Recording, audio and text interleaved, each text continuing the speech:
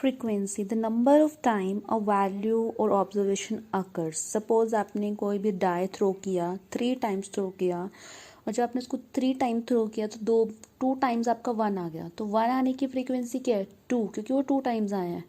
And third time पे आपका 3 आ गया, तो 3 आने की फ्रीक्वेंसी क्या है? सिर्फ एक ही बार आया ना आपने, क्योंकि 3 थ्रो में 2 2 आए हैं, 2 1 आए हैं, तो 1 की फ्रीक्वेंसी 2 और 3 आने की फ्रीक्वेंसी 1। इसको एग्जाम्पल से करेंगे, क्लियर हो जाएगा। Then we have frequency distribution, last term. When we represent frequency of all elements in tabular form, जब मैं जो भी मेरे डिस्ट्रिक्ट फ्रीक्वेंसीज आई हैं उनको किसी भी फॉर्म में, टेबुलर फॉर्म में रिप्रेजेंट कर दूं, तो वो मेरी फ्रीक्वेंसी डिस्ट्रीब्यूशन हो जाती है। अब ये सारी चीज़ें मैं आपको एग्जांपल से क्लियर कर देती हूँ। Marks of 10 students out of 10। तो सपोज़ ये 5 6 9 6 6 ये 10 स्टूडेंट्स के मार्क्स हैं। तो सबसे पहले हमने क्या पढ़ा था? What is data. ये मेरा डेटा है, मेरे पास जो डेटा आया है ये आया है। सो नेक्स्ट मैंने पढ़ा था रेंज। रेंज क्या होता है? हाईएस्ट माइनस लोएस्ट, या maximum value minus minimum value. तो सबसे ज़्यादा मार्क्स कितने हैं? 9, और सबसे कम मार्क्स कितने हैं? 4। तो रेंज आपकी आ गई 5। Then we had presentation of data in tabular form. So let's अब इसको एक टेबल की फॉर्म में प्रेजेंट करते हैं। ये मार्क्स ले लिए मैंने, ये फ्रीक्वेंसी ले ली। तो सबसे पहले मेरे 4 मार्क आ रहे हैं। फ्रीक्वेंसी क्या था कि number of times an observation occur, यानी कि 4 कितनी बार आया आपका? ये 1 2, तो frequency of 4 is 2। Then I have 5, तो 5 कितने टाइम आया आपका? 1 2 3, तो 5 की फ्रीक्वेंसी है 3। देन 6 कितने टाइम आया आपका?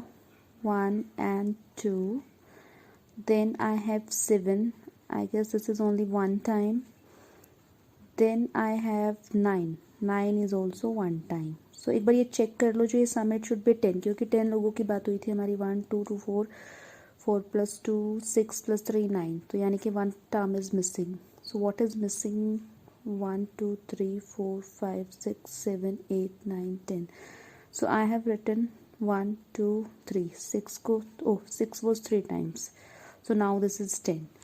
ओके, सो अब हमारी टर्म्स क्या क्या थे? फ्रीक्वेंसी थी। So we have learn term frequency. Now what is frequency distribution? हमने यही पढ़ा था कि जब हम फ्रीक्वेंसी को टेबुलर फॉर्म में अरेंज कर देते, that is known as frequency distribution. This is 1 only. So what is tally marks? ये आप लोगों ने किया हुआ पहले भी। 1 2 की जो भी फ्रीक्वेंसी होती है उसको ऐसे बार के साथ एक्सप्लेन करना। 3 को we can write 1 2 3, 1 2 3, 1 and 1. These are tally marks. Now we have grouped and ungrouped data. What is the difference between grouped and ungrouped data? Suppose these are the marks of few students in your class. Suppose one scored 25, then 30, then 35 for another, 40, 45, 26. These are the marks of different students of your class. So if you see this data, there is no, no intervals I can see. So this type of data is known as ungrouped data. Ungrouped data. Suppose these were the marks from 50, meaning by we are talking about the individuals, like different students, different students of your class, that one scored 25, another scored 30. So there is no tabular form. अगर मैं इस data को किसी, तो ये data आपका ungrouped हुआ। अगर इसी डेटा को मैं एक रेंज के साथ एक टेबुलर फॉर्म में अरेंज कर देती हूँ पर्टिकुलर उसके साथ, suppose if I write student score 20 to 30, then 30 to 40, then 40 to 50, ये मैंने ग्रुप कर दिया। यानी कि यहाँ पे जो नंबर ऑफ स्टूडेंट्स हैं, नंबर ऑफ स्टूडेंट्स जो हैं, नाउ अभी हम किसी एक की बात नहीं कर रहे। नाउ दिस इज ग्रुप कर दिया इसको हमने। So these are the marks, these are number of student. तो 20 से 30 के बीच में, 20 से 30 के बीच में किस किस के मार्क्स है? 25, so this is 25, then 30, then 26 and then 29। तो there are 4 students. Make sure मैंने 30 अब ऊपर वाले इंटरवल में इंक्लूड किया है, तो यानी कि अब 30 नीचे वाले में इंक्लूड नहीं होगा। So then 30 to 40, 30 to 40, 35, 40। अब सीक्वेंस यही रहेगा कि 30 वो है ऊपर में इंक्लूड कर रहे हो तो 40 भी ऊपर वाले में ही इंक्लूड करोगे। तो 1 2, so 2 students, then 40 to 50, 1 2 3, so 3 plus 2 5 plus 4 9, 1 2 3 4 5 6 7 8 9, so this is the difference between group data and ungroup data. Originally it was present in the form of ungrouped data, now it is grouped. Inclusive and exclusive distribution, अब ये बड़ा name से ही clear है। Inclusive, inclusive का मतलब है included, exclusive का मतलब है एक्सक्लूडेड। इंक्लूडेड का मतलब होता है सपोज ए और बी के बीच की बात कर रहे हो नंबर्स की, तो उसमें ए भी इंक्लूड होगा, बी भी इंक्लूड होगा। अब ए क्या लोअर लिमिट ऑफ डेटा, जैसे अभी हमने 10 to 20 वाला किया था, या 20 to 30, तो 20 इज ए, 30 इज बी, तो दोनों इंक्लूड होंगे। एंड एक्सक्लूडेड में क्या होता है कि इनके बीच के वैल्यू सारे इंक्लूड होंगे बट नॉट एंड पॉइंट्स। तो आपके इंटरवल इंक्लूसिव में किस फॉर्म के बनते हैं? इंक्लूसिव के इंटरवल्स होते हैं let's say 0 to 10, 10 to 20, 20 to 30 and so on.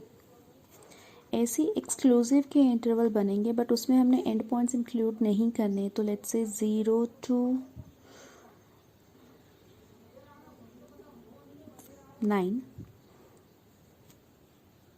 let's say 0 to 10, then next interval will start from 11 to 20, then next will be start from 21 to 30 and so on. Inclusive और exclusive form में बहुत लोग गलती करते हैं, इसको clear करके चलना है। क्या होती है inclusive form? And points included 0 to 10, 11 to 20, 21 to 30। थोड़ा सा एक लॉजिकल रीज़न देती हूँ, जहाँ पे हम 1 ऐड करके नेक्स्ट इंटरवल पे पहुँचते हैं, यहाँ पे आप 1 ऐड करोगे तो आपका 11 आया, यहाँ पे 1 ऐड कर रहे हो तो आपका 21 आया, यानी we are adding something to move to the next class. These are class basically, this is first, this is second and this is third class. तो ऐसे केसेस के में जो डेटा होता है वो दैट इज इंक्लूसिव फॉर्म। जैसे example है आपका 18 to 29 एज, उनके नंबर ऑफ टीचर्स लिए हैं, तो इसमें क्या मतलब हुआ? 18 to 29 में आपके 19, 20, 21, 22, 23, 24, 25, 26, 27, 28, यहाँ तक तो आएंगे ही आएंगे साथ में, जिसकी एज 18 है और जिसकी एज 29 है, those also are included. Similarly 30 to 39 में between all the values including last point. Similarly इसमें तो ये आप में अगर आप देखो तो यहाँ पे आपको +1 करना पड़ रहा है, तो दिस इज बेसिकली आपकी इंक्लूसिव फॉर्म ऑफ डेटा, यानी कि सब कुछ इंक्लूडेड है। सो what is exclusive form of data? ये आपकी क्लासेस आ गई, ये फर्स्ट आ गई, ये सेकंड, ये थर्ड, ये फोर्थ, 4 क्लासेस दी हुई हैं।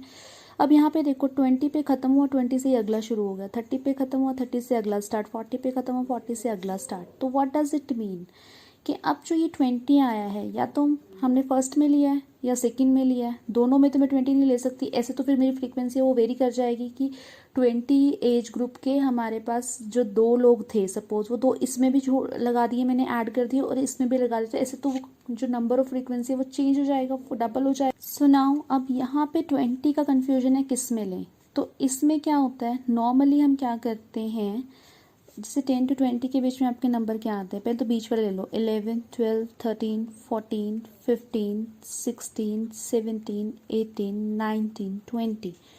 So we will include 11 to 20. तो we will include 20 in this, और अगर मुझे 20 नहीं इंक्लूड करना तो मुझे 10 इंक्लूड करना पड़ेगा, यानी कि एक वैल्यू तो आपको माइनस करनी ही पड़ेगी। 10, 11, 12, 13, 14, 15, 16।